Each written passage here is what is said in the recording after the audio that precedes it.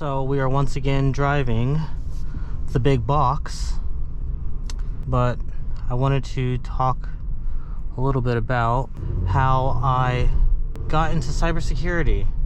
See, this right here is why I can't stand cyclists. I mean, this guy just doesn't even care. No urgency, doesn't bother trying to get over, nothing, just entitlement, running stop signs, just doesn't care. They just don't care.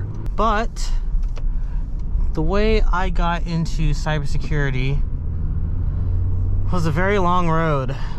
I had to go through IT first, and then eventually I got my way into cyber. And what really started it off was the military. So I know that some channels have talked a little bit about that being a good way to get into cyber, and it is. So I joined the Air Force back in 2016, and I explicitly chose my career field as the communications, which was basically IT, and if you got good enough, you could segue into gaining cybersecurity skills, which is what I did. So when I first joined, I basically, with the way the military works is you have to go through something called basic military training, which everyone's heard about, get screamed at for 6 weeks, and then after you're done with that, you go to technical school. For me, my technical school was in Mississippi. I believe it was at Keesler Air Force Base, and I was slotted as a 3D 0x2, which basically means you are a server troop, which basically means you work with servers and you assist with like some other IT stuff. So you work with tools such as ACAS, you learn how to scan, you learn how to do STIGs, you learn how to do a whole lot of different compliance things, and you also get some experience working on computers, like when you deploy overseas to Afghanistan or Iraq, which I deployed to Iraq in 2019. And I was still working with their servers and whatnot downrange. And basically, that was the first 3 years after I got to my first base, which was Cannon Air Force Base, after I graduated from tech school. Tech school is anywhere from, I believe, 5 to 8 months. I struggled to pass the Security Plus test. I ended up taking it 3 times, and I passed the 3rd time. The first 2 times that I failed was really because of laziness. I was busy trying to write and edit my book instead of focusing on studying for the test, which is what the military wanted me to do. You weren't allowed to be in that career field without getting your Security Plus certification. And I kept failing it. The second time I failed it, I had to speak with a lieutenant colonel who was the commander for that training program, and I basically had to I had to sort of beg him to let me take the test again, because if he did not give me the opportunity to take the test one more time, then they would send me to a different career field, which happened to quite a few people that I knew, which basically means you couldn't pass the test. So you're going to go work on planes, you're going to go stand at the gate for 12 hours a day, you're going to basically have some horrible job because you couldn't pass the test. And that's how it is. That's how it is if you do not pass the Security Plus test in technical school in the military. But luckily, by the grace of God, I passed the 3rd time, because if I didn't, my life trajectory would have been completely screwed up, and I wouldn't be in DC, that's for sure, doing contracting, which is what I do right now. But yeah, my first duty station, which was Cannon Air Force Base, I was learning the ropes. Basically, they call you an apprentice, and so I was an apprentice for I think over a year, and then I think the second year, after 1 year, I became like a level 5, because I had to do what's called your CDCs, which I can't remember what it stands for, but it basically is all this like training stuff that you have to do. It's like this regimented training program that you have to do in the military, and you kind of have to take these like multiple choice tests. It's just a bunch of annoying multiple choice tests that you have to take. And eventually you have like one last exam and then you're a level 5. Anyway, I'm not going to get into all that because it's complicated and I can't remember how all of it worked. But yeah, I did all that. I passed all the CDCs, and basically I was just serving my time in the military, learning, sort of, goofing off, sort of. And that's really what it was.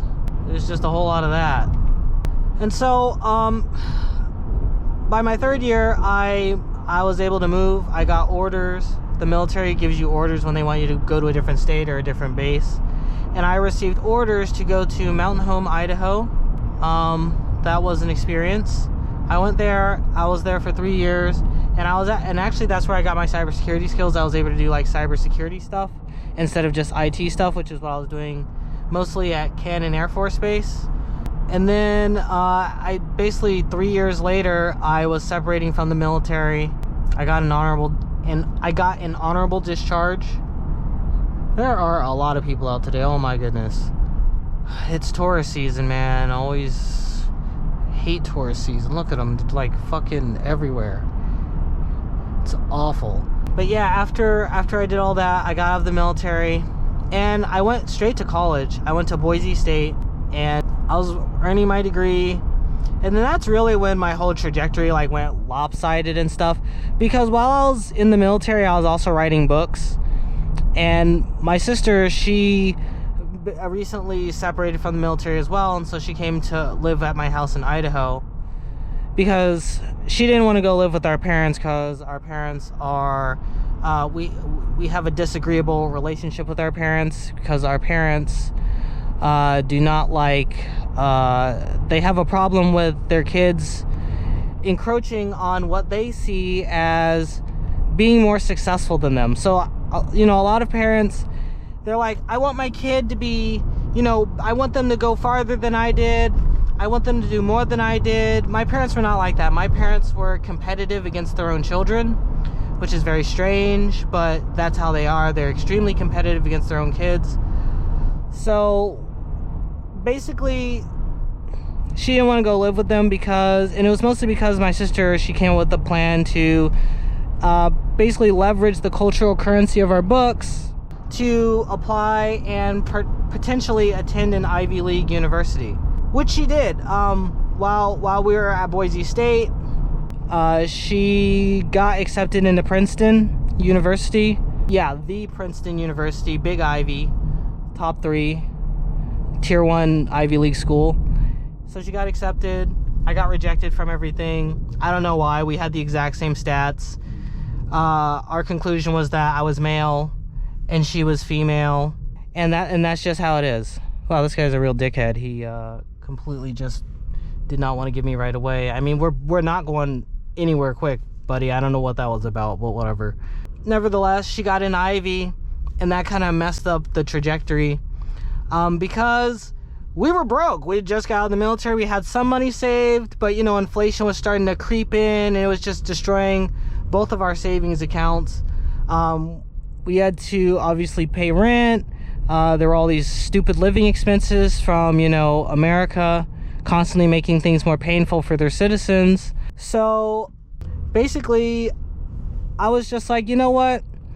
I'm gonna get a job, because my sister was gonna move out of the apartment, and I didn't want a roommate. I did not want to deal with a goddamn roommate. I hate roommates. They're the worst. I think they're annoying, and they want to fight with you over everything.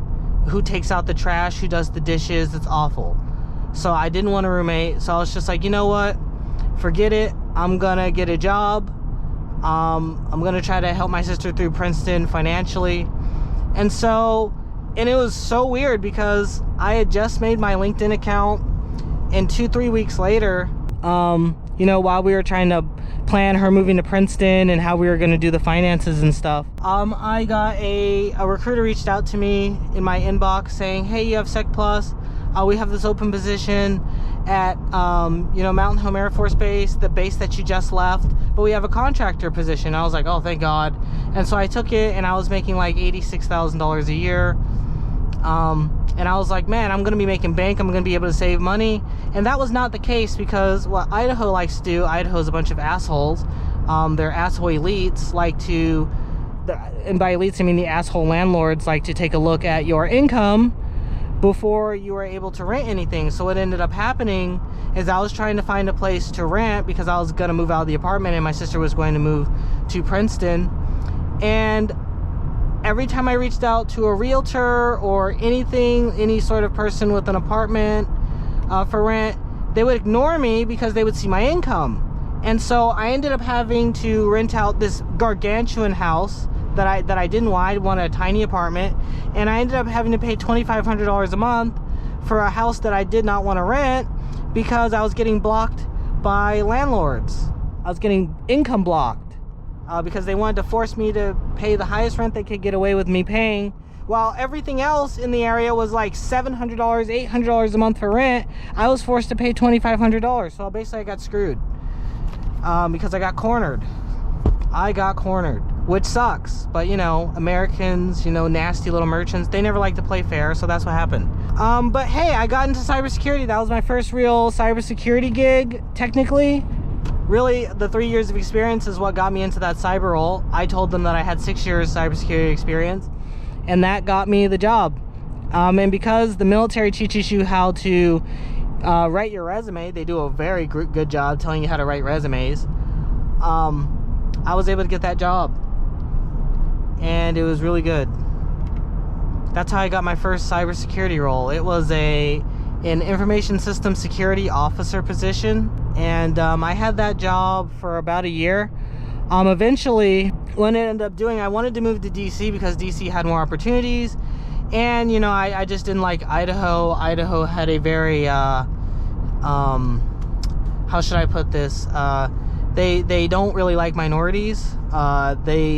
So if you are a minority and you live in Boise, Idaho, I mean, it's gonna be okay. Every once in a while you'll have them folk, and by them folk I mean some of the neo-Nazis and the supremacists. They'll sometimes drive through, you know, Boise, and they might yell racial epithets, they might act crazy. I mean, they won't shoot at you. I don't know, I never really, I don't think they will, obviously. There doesn't seem to be any like actual violence that they do. They just like to harass people every once in a while. I also know from experience, one time I was, you know, I drove my car up to the mountains because I wanted to do landscape photography, and this guy pulled up in his really beat up like station wagon car. He had this giant ripped up American flag hanging out of his window. And that's when I knew that things might be amiss. It wasn't even really that. It was, I knew things might be amiss when he, what did he do? He drove up to the gate. There's like this gate, and he decided to go ahead and just stand there. And I was like, why is this guy standing there? But there's a lady who had been hiking, you know, a little bit before, and she was just waiting in her car because she saw the dude, and I don't know why she did that. It was kind of risky for her to do that because she had her kid with her. And I pretty much picked up the situation pretty clearly. She was watching him, he was watching me because he had bad intentions. She was probably filming with her phone or something. I got the signal, and I ran. I didn't run, I walked calmly. I had to walk past the guy because he was, you know, it was a one way in, one way out. So I walked past him. I said, hey, good morning, how's it going? And then he just kind of glared at me and said, good. And I kept walking, and I got my car, and then she left, and then I left. It was pretty awkward. That was the second awkward experience I had in Idaho. The first time was when I was doing a group ride with my motorcycle, because I used to ride a motorcycle, and one of the guys in the group, he clearly had hostilities towards me. And eventually, you know, I just kind of drifted away from the group and kind of went and did my own thing and went home. So those are my 2 bad experiences in Idaho. Otherwise, I didn't have any other bad experiences in Idaho because I learned pretty quickly to just not go outside. So yeah, that's really why I wanted to leave Idaho. Other than that, I eventually was able to move to DC. I reached out to the CEO of General Dynamics Information Technology. She was a president. I reached out to her. I think her name was Amy. And I told her, hey, you know, I've written 20 plus books. By that time I had gotten to Georgetown. I'm an online student at Georgetown. I think I can offer more to the company, and I'd like, some increased responsibilities. And she replied, her whole court actually replied, because I didn't realize that when you do email people in executive positions, their email is not an email. Their email is basically like emailing a what's it called, like an org box, an organization box. So when you email a CEO or somebody who's really high up, their entire staff, which I like to call their courtiers also get the email. And when that happens, the courtiers or the staff will reply first, and then eventually the CEO or the executive officer, they'll reply as well. So that's what ended up happening. I ended up talking with the director of HR, and he was basically saying like, oh, like what kind of books have you written? Because we have authors, they talk on a stage with Amy all the time and whatnot.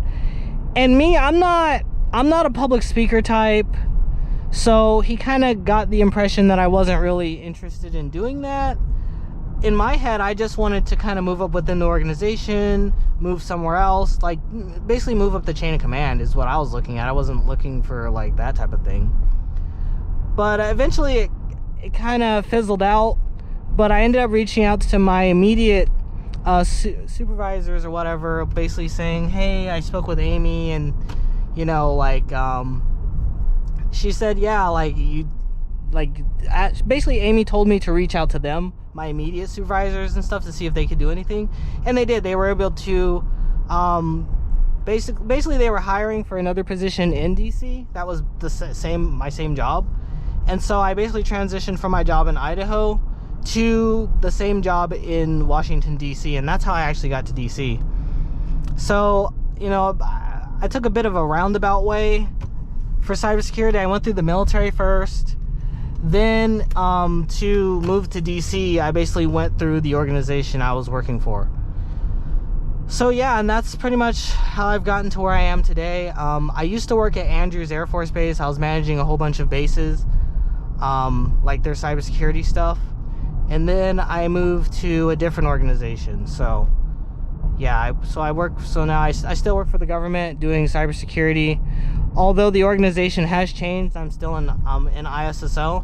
Right now I'm studying for my CISSP, which I should be taking in a few weeks. Because the word on the street, or what I've been hearing through the grapevine, is that the CISSP is the new Security Plus certification. And that's a fact. Every recruiter who reaches out to me on LinkedIn, and I usually get like 2 or 3 recruiters reaching out per week. Every single recruiter, they ask if I have a CISSP now. They used to only ask, like a year ago, they would only ask, hey, do you have Sec Plus? And I would say, yeah, I have Sec Plus, and I'd kind of get jobs. They would kind of interview me and that type of stuff, but they would always ask for like, oh, do you have another cert? Do you have this? I've had people reach out to me and be like, hey, are you a pen tester? Have you done pen testing? Like we need some red team people too. Like, and I'm like, I don't do red team. I haven't done red team. So, but I'm studying that as well. I'm studying like I'm working on doing not hack the box stuff, but like try hack me, and I think Burp Suite has a program, so I'm doing Burp Suite's program. Oh god, I hate these red light cameras. So yeah, that's what I'm doing right now. It's just difficult, man. Like, the worst thing about cybersecurity is that we have what's called certification inflation, where periodically these companies will come out with a new cert and then a cert that's stronger than that. Like even the CISSP, it's not just CISSP anymore. They have different flavors. Like they have the CISSP-ISSP, or like they have a bunch of different ones. And it's annoying because they just keep making up new certs over and over and over. And so you have to keep getting a higher and higher and higher cert as the years go on, which is really annoying. I understand why they do that. It's because they want to make money. It's really for no other reason. Also, you can argue, well, the information changes, the information updates, right? Things change, Jason, but it's like, Well, in finance, things are changing all the time, but people only have to get a CFA, Certified Financial Analyst. They don't have to get 25 certs after getting their master's degree. It's just irritating. Cybersecurity is irritating like that.